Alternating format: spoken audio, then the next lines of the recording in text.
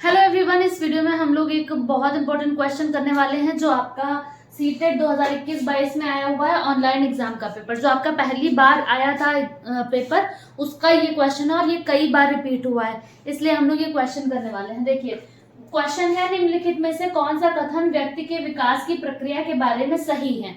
बात कर रहे हैं व्यक्ति के विकास की प्रक्रिया, यानी विकास से संबंधित ये प्रश्न है। पहला ऑप्शन है यहाँ पर, विकास की प्रक्रिया एक दिशीय होती है, यानी कि एक दिशा में विकास होता है, विकास की प्रक्रिया एक दिशा में होती है। तो पहला जो हमारा ऑप्शन है ये रॉन्ग हो जाता है। क्यों? क्योंकि हम लोगों ने कई सारे विकास के सिद्धांत भी पढ़े हैं, कई सारे डोमेन्स भी पढ़े हैं। डोमेन्स हमने पढ़े हैं PCSE यानी फिजिकल डोमेन, शारीरिक, कॉग्निटिव डोमेन यानी कि संज्ञानात्मक, सोशल यानी कि सामाजिक, और इमोशनल, ठीक है, यानी कि संवेग से संबंधित। इसके अलावा हमारी दिशाएं भी होती हैं प्रॉक्सिमोडिस्टल एंड सेफेलोकॉर्डल। तो जो प्रॉक्सिमोडिस्टल होती है वो होता है मध्य बाह्य सिद्धांत, यानी जब मध्य से बाह्य की ओर विकास होता है।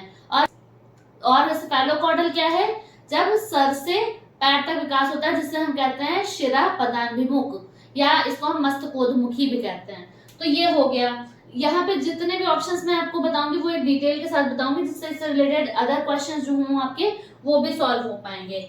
दूसरा ऑप्शन है, यह केवल व्यक्ति के आनुवांशिकता से प्रभावित होता है, यानी यहाँ पे बात हो रही है केवल हेरिडिटी की। तो केवल हेरिडिटी से विकास प्रभावित नहीं होता है। पहली बात यहाँ पे, जहां पे आपको केवल दिखे उस ऑप्शन पे आपको एक बार फिर से विचार करना चाहिए। केवल व्यक्ति के आनुवांशिकता से प्रभावित नहीं होता, बल्कि आनुवांशिकता और वातावरण दोनों से ये प्रभावित होता है। अगर हम लोग आनुवांशिकता की बात करें, जिसको हम कहते हैं हेरिडिटी, तो अगर आपसे पूछा जाता है कि ये स्टैटिक है यानी कि स्थिर है या फिर डायनामिक है, तो आनुवांशिकता क्या होती है? स्टैटिक, क्योंकि ये वैरी नहीं करती है किसी भी पर्टिकुलर सोसाइटी या फिर किसी भी सोशल ग्रुप के लिए, ये सेम रहती है, ठीक है, आनुवांशिकता। वही बात अगर हम करें वातावरण की, ठीक है, तो वातावरण ये एक डायनामिक सोशल स्ट्रक्चर होता है। क्यों? क्योंकि अलग अलग संस्कृति में अलग अलग प्रकार से जिस बच्चे का पोषण होगा वो अलग अलग तरीके से उसका विकास होगा। तो ये चीज हमारा सेकंड ऑप्शन जो है ये भी रॉन्ग हो जाता है, केवल आनुवंशिकता से प्रभावित होती है। फोर्थ ऑप्शन ये भी रॉन्ग हो जाता है, क्योंकि लिखा है केवल वातावरणीय कारकों द्वारा निर्धारित होती है। अब थर्ड ऑप्शन, जैसा कि मैंने अभी आपको बताया, विकास की प्रक्रिया में सांस्कृतिक विविधताएं होती हैं, तो बिल्कुल सही ऑप्शन है, सांस्कृतिक विविधताएं होती हैं। अब जैसे हमारे यहाँ भी कई सारे कल्चर अलग अलग हैं, इंडिया की अगर हम बात करें तो बहुत सारे कल्चर्स को फॉलो करता है इंडिया। तो उन सभी में अगर हम देखें तो बच्चे की विकास की प्रक्रिया थोड़ा सा अलग अलग यहाँ पे होती है, क्योंकि यहाँ पे भी कई सारे फैक्टर्स आ जाते हैं, जैसे कि क्वालिटी ऑफ एजुकेशन, बच्चे की परवरिश किस तरीके से हो रही है, न्यूट्रिशन किस टाइप का है, कल्चर एंड सोसाइटी, ये सारी चीजें आ जाती हैं।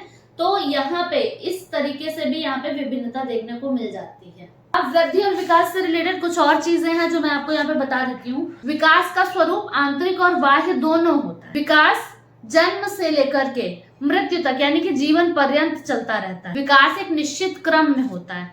निश्चित क्रम की यहाँ पे बात हो रही है, ना कि एक निश्चित दिशा की, ठीक है। विकास निश्चित क्रम में होता है, निश्चित क्रम में होता है। अगर ये आपसे पूछा जाता है तो बिल्कुल सही चीज है, विकास निश्चित क्रम में होता है। विकास परिमाणात्मक और गुणात्मक दोनों होता है, जबकि वृद्धि क्या होती है? केवल परिमाणात्मक होती है, क्वांटिटेटिव होती है, उसका हम मापन कर सकते हैं। विकास जो है ये गुणात्मक भी होता है, यानी कि आपका क्वालिटेटिव भी होता है, तो कई बार इसका मापन नहीं किया जा सकता। मानसिक विकास का हम मापन कर सकते हैं।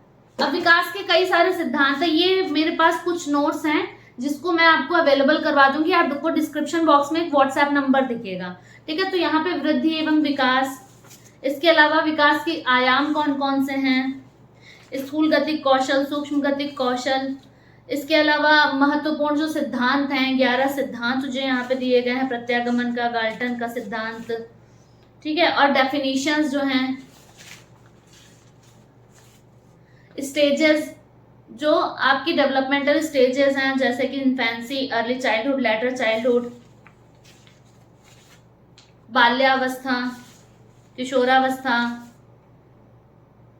ठीक है। प्रसव पूर्व अवस्था, ये सारे नोट्स आपको इस तरीके से बहुत ही अच्छी तरीके से दिए हुए हैं। ये हैंड रिटन नोट्स है। आपको डिस्क्रिप्शन में व्हाट्सएप नंबर प्रोवाइड होगा जिसमें जाके आप इनको ऑर्डर कर सकते हैं। ये आपको पीडीएफ फॉर्मेट में मिलेंगे, बाद में आप इनका प्रिंट आउट निकलवा सकते हैं।